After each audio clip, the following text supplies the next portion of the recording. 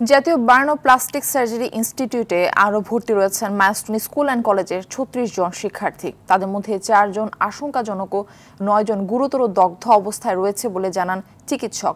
তাদের চিকিৎসা সেবায় যৌথভাবে কাজ করছে ভারত, চীন ও সিঙ্গাপুরের বিশেষজ্ঞ দল। এদিকে সুস্থ হওয়ায় গত শনিবার ২ শিক্ষার্থীকে হাসপাতাল থেকে রিলিজ দেওয়া হয়েছে। আগামী সপ্তাহে আরও ১০ জনকে ধারাবাহিকভাবে রিলিজ দেওয়া হবে বলে জানান চিকিৎসক।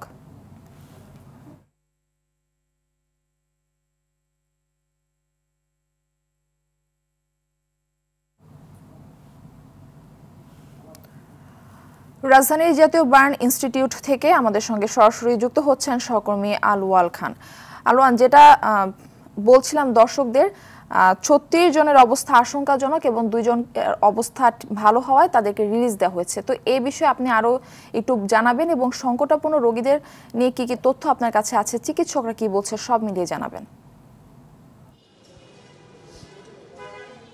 মারফি, জাতীয় বার্ন ইনস্টিটিউটে বর্তমানে বিমান যে দুর্ঘটনার ফলে যে ৩৬ জন চিকিৎসাধীন অবস্থায় আছে, তার মধ্যে এখন চিকিৎসাধীন বাংলাদেশ, ভারত এবং সিঙ্গাপুরের যে চিকিৎসক টিম তারা যৌথভাবে এখানে কাজ করছে এবং তাদেরকে গতকালকে বাংলাদেশের প্রধান উপদেষ্টা, অন্তর্বর্তীকালীন সরকারের প্রধান উপদেষ্টা জাতীয় বার্ন ইনস্টিটিউটে আসে এবং চিকিৎসকদের সাথে বৈঠক শেষে তাদের জন্য চিকিৎসা আরও নিবিড়ভাবে হয় এবং সূক্ষ্মভাবে হয় সেই পরামর্শ এবং দিক নির্দেশনা দিয়েছেন জাতীয় প্রধান উপদেষ্টা।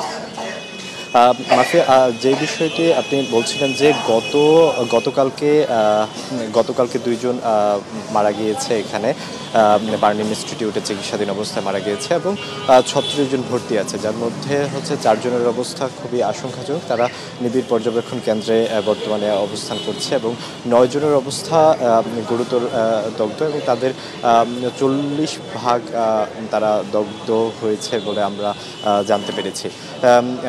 মারফি, আরও একটা বিষয়, সেটা হচ্ছে আগামী এই সপ্তাহের ভিতরে এই ৩৬ জনের ভিতরে ১০ জনকে এখান থেকে ছাড়পত্র দেওয়া হবে, পর্যায়ক্রমে সে ছাড়পত্র দেওয়া হবে বলে জানিয়েছে এই হাসপাতাল কর্তৃপক্ষ। এবং যে বিষয়টি গতকালকে পর্যন্ত, আজকে এখন পর্যন্ত মৃত্যুর কোনো সংখ্যা জানা যায়নি, মৃত্যুর কোনো খবর পাওয়া যায়নি। গতকালকে পর্যন্ত মারা গিয়েছে এখন পর্যন্ত ৩৫ জন। সে ৩৫ জনের ভিতরে গতকালকে ২ জন, বাকিরা পূর্বে মারা গিয়েছে। মারফি, এই ছিল বার্ন ইনস্টিটিউট থেকে। ধন্যবাদ আপনাকে।